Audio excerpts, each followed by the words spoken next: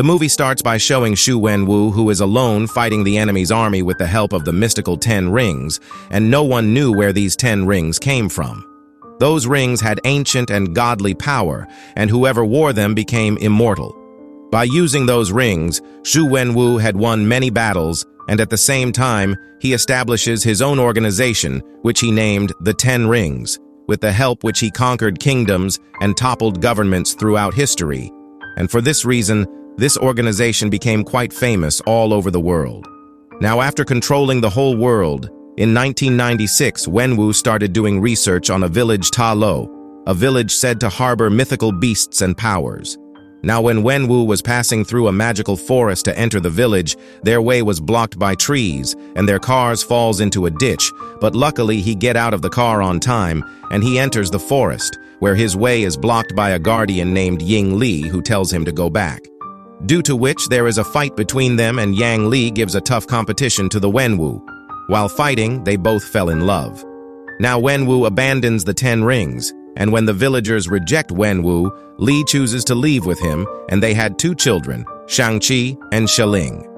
Now when Shang-Chi was young, his mother tells him about a great protector dragon who guards their village Ta Lo, and at the same time, she gives Shang-Chi a locket with a green gem on it and a similar pendant to her daughter Xialing, saying that it will protect you. The movie shifts to the present, where Shang-Chi lives in San Francisco, America, changing his name to Sean. Now one day, when he wakes up in the morning, he finds a postcard on his side table, behind which the great protector dragon is made. Now Sean works there as a valet with his friend Katie, and both of them are friends for the last 10 years.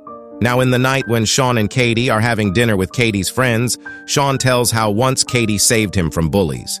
Katie's friend tells them to be serious in life. She tells that Katie has a degree in honors and Sean knows 4 languages, and even after being so talented, you guys do the work of valet parking. Now the next day, Sean goes to pick up Katie at her house. Now both of them are going for their duty in a bus when a man comes to Sean and tries to snatch his pendant. And he hits the man with a punch, and then a fierce fight begins. Now Sean is fighting them all by doing martial arts when a man makes them live on social media. Then comes the Razor Fist from behind, whose one hand is a sword. Now the action starts again, and Razor Fist and Sean start fighting. The driver of the bus passes out in all this, and Katie starts driving the bus. Now, since the bus was about to break into 2 pieces, Sean tells all the passengers to go to the front. Half Sean jumps on the first half. Later, when Sean checks, the Razor Fist had taken away his pendant. Now Katie asks him, "What is all this going on?" To which Sean says that I will tell you everything after I come back, but at the moment I have to go to Macau to reach my sister before those people reach her.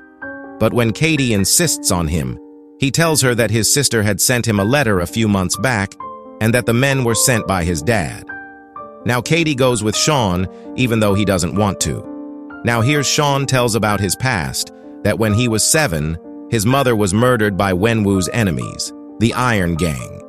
Wenwu massacres the Iron Gang and resumes leadership of his organization. When Shang-Chi was 14, Wenwu sends him to assassinate the Iron Gang's leader, and after completing his mission, he ran away from there. And then Sean reveals that his name is not Sean, but Shang-Chi.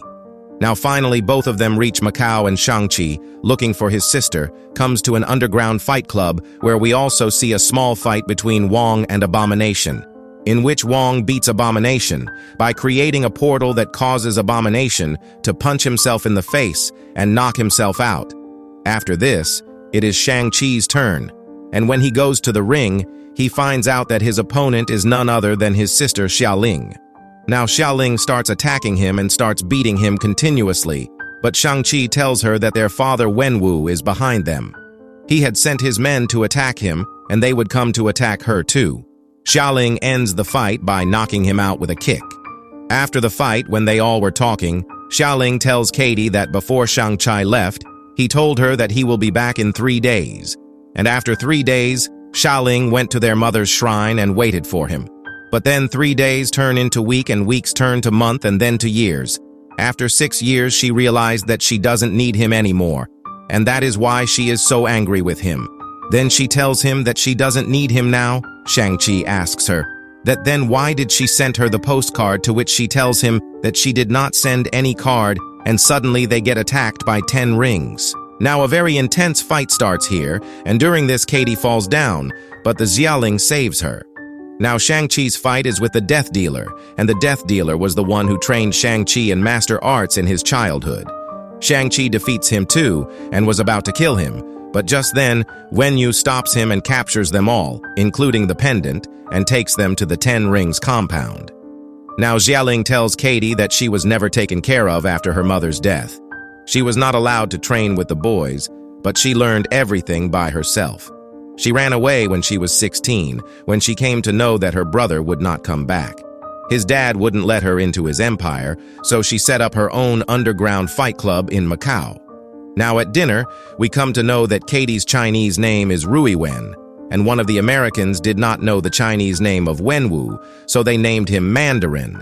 And not only this, he had many names like Warrior King, Master Khan, and the most dangerous man on earth. But everything changed when he met their mother. After that, he realized a new world. Li had given up everything to be with her, and so did Wenwu, leaving the 10 Rings. And after that, they all started living happy life.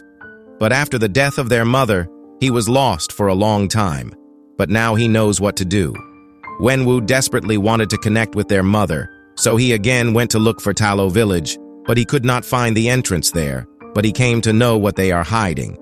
On the other hand, there is a gate somewhere in the mountains where their mother is waiting for them all. He says that it is difficult to believe this thing, but once he was sitting there lost in his research, then she talked to him and told him that she needs his help in saving her from those people. Shang-Chi explains to his dad that there is nothing like this. Then his dad put both pendants in the eyes of a dragon statue, from which water comes out and a map is made with a path that opens only once a year that goes straight to that gate. But to go through that gate, they must know the exact time of its opening, and now he knows both. Wenwu tells them that's why they have been brought there to help him. Now Xialing says that Ta Lo will not let them open the gate, on which Wenwu says, "Then we will burn the village itself." But when Shang-Chi disagrees with him, he puts everyone in the lockup. Now when they are all in lockup, they start hearing a strange scream, and when they follow that voice, they find a man named Trevor there, and this Trevor is the same man who played fake Mandarin in Iron Man 3. Now Trevor has a creature named Morris, who recognizes Shang-Chi as he had grown up in Ta Lo with his mother, but Wenwu picked him up one day from the magic forest when he went to find Ta Lo's door. Now Morris wants Shang-Chi to take him back, to which Shang-Chi says that the way opens only once a year, but Trevor tells him that Morris can take them there now, but it can be dangerous. Now they all take Razorfist's car and leave from there. When they are passing through the forest tries to eat them, but they come out from there somehow. Now a waterfall comes in front of them, through which they reach Taco Village, which is very beautiful.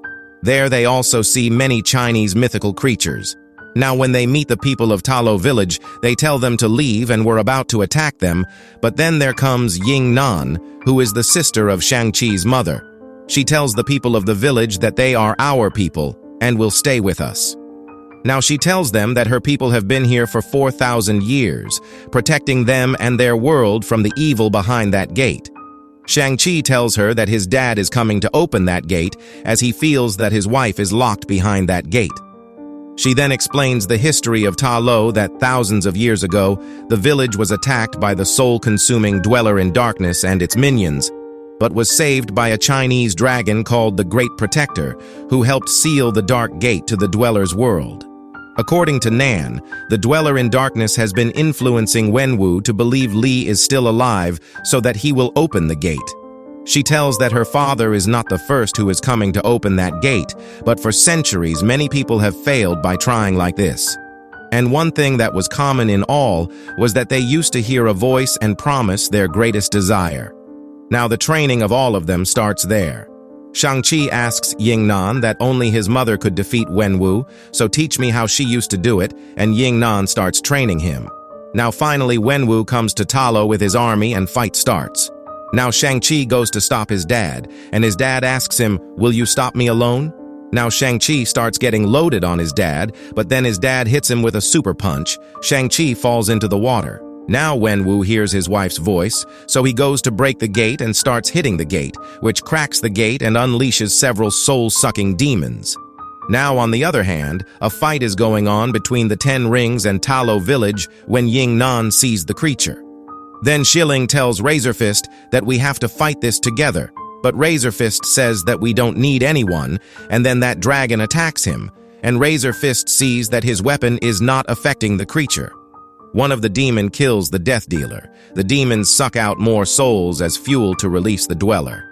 Then Ying Nan comes and kills it, and Razorfist agrees to fight with them.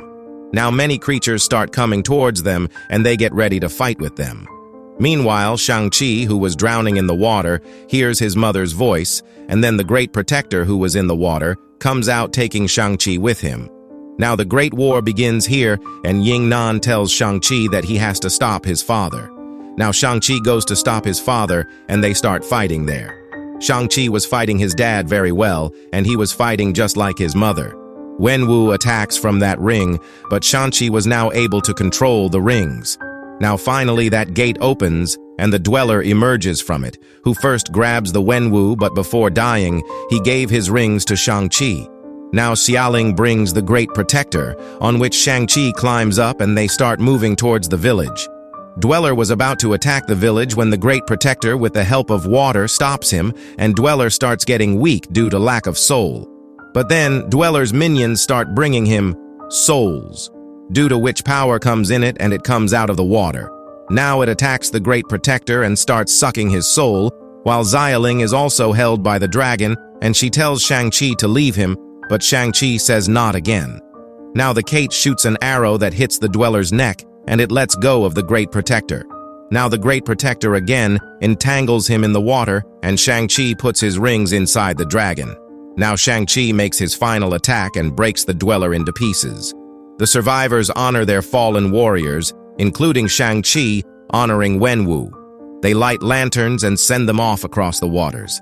Shang-Chi and Katie return home and recap their whole adventure to John and Sue, who both think the two are mocking them. Then Wong opens a portal into the bar in front of everyone to invite Shang-Chi and Katie along for another mission. The two waste no time and step through the portal. In the mid-credits scene, Shang-Chi and Katie meet Bruce Banner and Captain Marvel with Wong, as they discuss that when Shang-Chi used the 10 rings, it activated a beacon. Before they can continue to figure out what it means, Shang-Chi and Katie take Wong to the karaoke bar where they get drunk and sing Hotel California. In the post-credits scene, Shilling now appears to be the new leader of the 10 Rings, with Razor Fist now working under her as the surviving members are seen continuing their training while she makes new plans for their future. Thanks for watching. Please like and subscribe, and click the bell icon to get new movie recaps.